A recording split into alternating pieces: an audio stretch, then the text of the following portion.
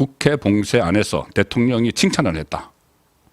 경찰청장도 양심 고백에 동참했다. 이때 경찰청장은 김봉식 서울경찰청장입니다. 전 청장이죠. 조지호 경찰청장도 오늘 정인으로 전 경찰청장도 정인으로 채택이 됐지만 지금 건강 상태가 좋지 않아서 오늘 일단 유보가 됐습니다. 자, 이 김봉식 전 서울경찰청장이 오늘 헌재에 나와서 이렇게 이야기했습니다. 윤석열 대통령으로부터 국회의원을 비롯해서 어떤 주요 인사 체포 또는 국회 봉쇄 지시를 받은 사실이 없다고 이야기를 했습니다.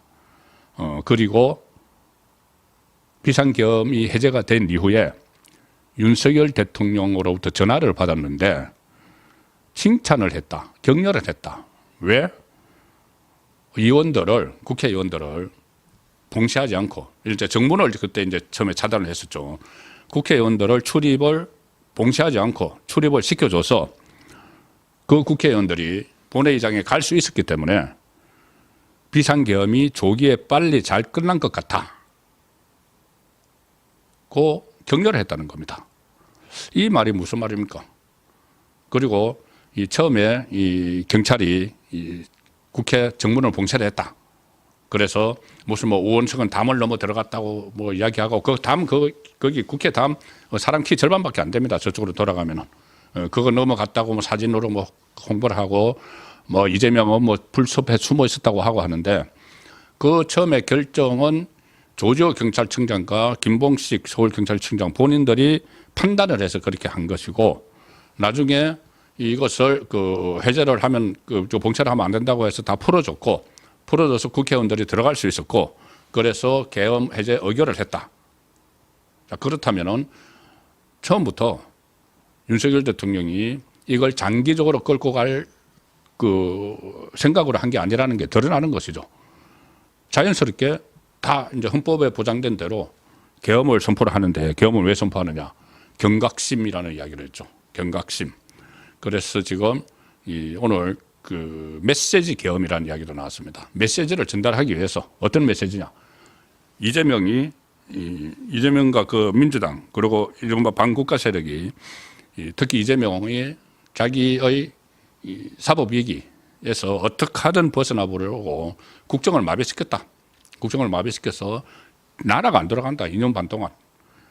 도대체 탄핵을 22번, 지금 29번입니다. 해서 뭐 중요한 사람들 전부 다 직무를 정지시키고 그리고 예산 다 깎고 예산 폭거하고 활동비 같은 거 다 깎아서 최근에 뭐 어떤 검찰 같은 데 가면 활동비가 없어가지고 뭐 수도 물도 다른 사무실 가서 쏘고 막 그런 이야기까지 나옵니다.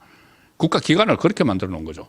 그래서 그것을 국민에게 경각심을 불러일으키기 위해서 메시지 계엄을 했다.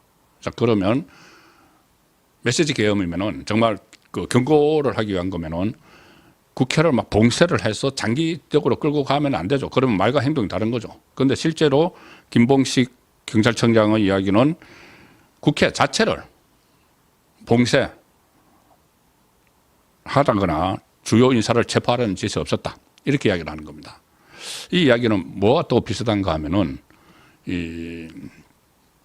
김현태 707 단장이 본인들은 국회를 봉쇄하고 경비하라는 명령을 받았다. 그러니까 국회를 봉쇄하라는 것은 국회의원들이 들어오지 못하게 막아서 끌어내라가 아니고 일단 비상계엄이 발동은 됐으니까 외부의 불순 세력이 국회를 공격할 수 있다. 그래서 국회를 이게 방어를 하기 위해서 우리가 출동했던 거라는 이야기를 했죠. 똑같은 이야기입니다. 국회의원들 출입을 막으라는 게 아니고 끌어내라는 게 아니고 그래서 김현태 단장도 국회 안에 들어갔다가 안규백 민주당 의원 마주쳤지만은 그냥 지나쳤다고 했죠. 자기가 안규백 얼굴을 아는데 국회의원을 어떻게 하라는 게 명령이 없었다. 국회를 방어하기 위해서 보호하기 위해서 들어갔다. 여기도 경찰도 똑같은 이야기를 하는 겁니다. 군경이 이제 동원이 됐는데 경찰도 똑같은 취지로 이야기하는 거죠. 조금 더 자세히 말씀드리면 김봉식 전 서울청장이 8차 오늘 변론 기일이 있었는데 정인으로 출석을 해서 윤석열 대통령 쪽 변호인이 윤 대통령이 조지호 경찰청장이나 아니면 당시인 서울경찰청장에게 주요 인사 체포를 지시한 적이 있느냐 물으니까는 단호하게 없습니다. 지시를 한 적이 없습니다. 그렇게 이야기를 했고, 김용현 전 국방부 장관으로부터 국회 봉쇄를 하는 지원을 요청받았느냐 물음에도 그런 사실이 없다. 윤석열 또 이렇게 합니다. 대통령은 직접 국회 출입을 차단하라는 말을 안 했고 정인이나 그러니까 김봉식이나 조지호 청장이 질서 유지 차원에서 통제하게 된 것 아니냐 이렇게 물으니까는 그렇습니다. 네라고 이야기합니다. 현장에 출동을 해서 조지호 경찰청장과 서울경찰청장의 판단에 의해서 일단은 국회에서 이 출입을 통제를 한 것이죠. 자, 그리고 사실 그 옆에 그 좁은 담으로 막 넘어가고 하는데 경찰이 정말 그거 하려면 전부 다 그 끌어내고 막 했겠죠. 근데 그런 거 없었습니다. 그런데 어쨌든 지금 야당과 이 현재 일부에서는 이것을 처음부터 봉쇄를 다 하고 국회의원들을 아예 차단을 해서 계엄 해제 결의를 하지 못하도록 한 것 아니냐 이런 주장들을 하는데 지금 이 정언에 의해서 그런 것들이 깨지고 있는 것이죠. 그리고 김봉식 청장은 이런 이야기를 합니다. 그러니까 이것을 이제 윤석열 대통령 쪽 대리인이 물어보죠. 지난해 12월 4일이면 그날 새벽에 계엄이 그 해제 결의가 돼서 해제를 했죠. 대통령으로부터 격려 전화를 받았느냐 물으니까 김봉식 청장이 그날 4일 오후에 전화를 받았다. 전화를 받았다고 이야기를 합니다. 전화를 받았다고 이야기를 하면서 뭐라고 했느냐 하면은 대통령이 상황이 빨리 잘 정리됐다. 수고했다. 이렇게 격려를 하더라는 겁니다. 특히 이 김 청장이 김봉식 서울청장이 중간에 위원을 출입시켜줬어. 제일 처음에는 이제 조지호 청장하고 판단해서 무조건 정지시켰다가 아니다. 국회의원들이 들어갔는데 국회의원들을 우리가 차단할 그 권한도 없고 명분도 없다 해서 출입을 시켜줬다. 그것도 그 판단입니다. 경찰 지휘부의 판단으로 출입을 시켜줘서 그 윤석열 대통령이 그렇게 이야기합니다. 김봉식 청장이 중간에 의원들 출입시켜줘서 조기에 빨리 잘 끝난 것 같아. 그런 이야기를 했다는 겁니다. 그래서 통화에서 대통령의 목소리, 뉘앙스에서 나무라거나 탓하는 분위기였느냐 이렇게 또 변호인단이 물어보니까는 액면 그대로 받아들였다는 이야기는 그것을 무슨 돌려쳐서 나무라거나 탓한 뉘앙스가 아니고 말 그대로 중간에 국회의원을 출입을 시켜서 조기에 빨리 잘 끝난 것 같아 격려였다는 이야기를 하고 있는 것이죠. 그리고 이런 이야기도 했습니다. 12.3 비상기업 당일 국회 앞에 배치된 5개 기동대 경찰 300명은 계엄이 선포가 됐다고 해서 출동한 인원이 아니고 그때 전장년 전국 장애인 차별 철폐 연대라고 있죠. 지하철에서 이렇게 시위를 하는 전장년 집회에 대비하기 위해서 철야 근무를 하던 인원이다. 그쪽에서 여의도 그쪽에서 국회 앞에서 이 전장년의 집회가 예고가 돼 있어서 철야 근무를 하던 인원이지 이게 뭐 계엄이 선포됐다고 해서 이 경찰 300명을 투입한 건 아니다. 근데 철야 경비를 하고 있는데 어쨌든 국회를 경비를 해야 되니까 그때 공교롭게도 계엄이 선포가 됐다는 이야기고 그래서 조지호 청장하고 같이 일단은 그 잠깐 막았다가 풀어줬다는 이야기입니다. 그리고 국회 출입문을 처음에 통제한 이유도 설명을 합니다. 계엄이 현실화됐으니까 일시에 많은 사람들이 몰려 나올 것으로 예상을 했다. 실제로 많이 몰려 나갔죠. 그래서 계엄군도 국회로 출동한다고 하니 계엄군과 시민 간 충돌을 방지하는 차원에서 조치했다. 자, 계엄군이 이 초기에 계엄군이 국회로 헬기로 들어갔죠. 헬기로 이제 들어가서 계엄군이 707원 본청에 들어가서 국회를 이제 봉쇄를 하기 위해서 방어 차원에서 봉쇄하기 위해서 707원 국회 본관으로 들어가려고 시도를 하고 그다음에 소방사 병력은 이 국회의 외곽에 있었죠. 경내 외곽에 있었죠. 그 본회의장으로 가지 않고 자 그러면은 만약에 시민들을 그냥 다 무조건 다 들어가게 하면은 혹시라도 계엄군과 시민 사이에 충돌이 있어서 불상사가 있을까봐 처음에 차단을 했다.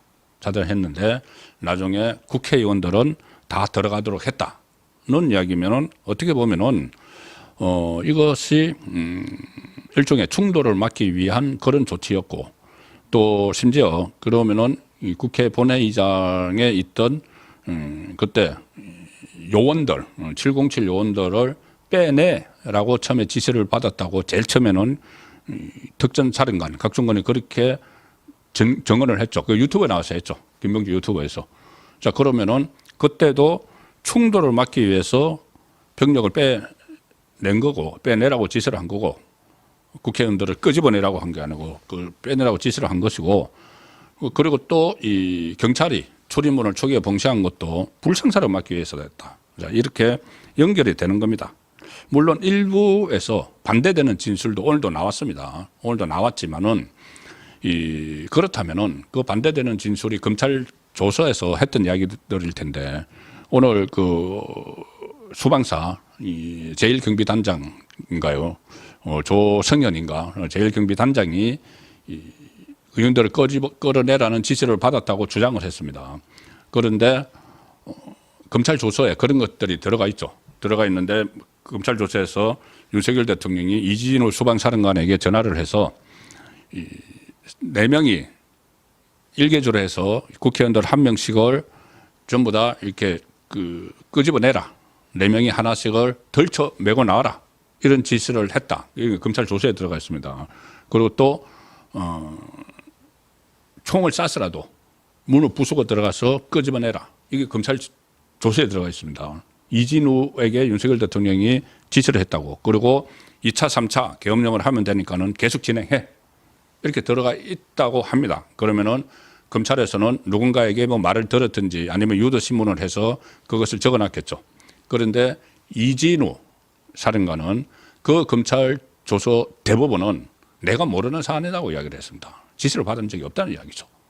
자, 그런데 그중에 오늘 한 명이 그 밑에 있던 경비단장이 대령일 텐데 경비단장이 자기는 그런 말을 들었다고 이야기했습니다. 그러면 진위를 가려야죠.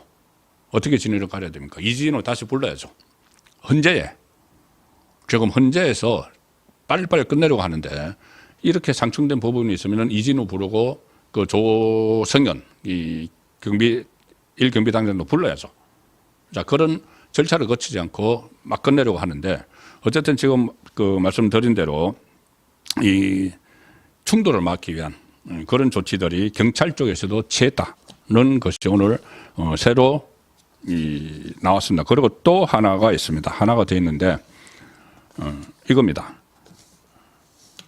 이 김봉식 그 전 서울경찰청장이 그날 비상계엄 당일 언론사를 단수하라고 지시하는 내용을 그 지시를 받았느냐? 그때 뭐 이상민 행안부 장관이 뭐 경향신문을 비롯해서 이 좌파 매체들에 대해서 단전 이야기를 나왔죠. 그런데 이상민 장관도 그런 것을 직접 지시한 적이 없다. 그리고 그것을 윤석열 대통령에게 지시를 받은 것이 아니고 책상 위에 있는 계엄 문건에 그런 게 있는 것을 얼핏 봤다. 그 이야기를 했죠. 그리고 이 경찰에 뭐 협조를 요청했다는 이야기가 나왔었는데 그런데 이 최봉식 서울단장은 그 내용의 문건을 보지 못했다. 그리고 관련 협조를 요청받은 사실도 없다. 이렇게 단호하게 이야기를 합니다. 자, 그래서 결국은 경찰이 이 초기에 어떤 그 국회의원들을 봉쇄하라는 지시를 받은 바도 없고 오히려 국회의원들을 딱 타이밍에 맞춰서 출입을 시켰기 때문에 국회 본회의에서 계엄령 해제 의결을 할 수 있었다. 그래서 거기에 대한 윤석열 대통령의 평가는 잘했다는 거였다. 덕분에 빨리 끝냈다는 그런 격려를 들었다는 것이 서울경찰청장이 오늘 헌재에서 한 정언입니다. 그래서 이렇게 상당히 분위기가 윤석열 대통령 쪽으로 상당히 유리하게 흘러가는 그 상황이죠. 오늘 조금 전에 말씀드린 이진우 전 수방사령관의 변호인들이 오늘은 또 중앙지역군사법원에서 이진우 사령관에 대한 보석 허가 청구 심리가 열렸는데 허가 안 됐습니다. 거기서 이런 이야기를 했습니다. 이진우 전 사령관 쪽이 윤석열 대통령의 계엄 선포가 위헌이거나 위법이 아니어서 지금 적용된 혐의 내란은 성립하지 않는다. 그리고 조금 전에 제가 검찰 공소장 이야기를 말씀드렸죠. 그 검찰 공소장 내용은 창작 소설이다. 이렇게 이야기를 했습니다. 그리고 이 사건 공소장은 계엄 요건에 무조건 맞지 않는다고 단정을 했다. 공소장은 지금 그렇게 하는 그 공소장은 위헌적이고 윤석열 대통령의 비상계엄 선포가 위헌이고 위법이라는 것을 증명하지 못한다. 이런 취지의 또 진술도 했습니다.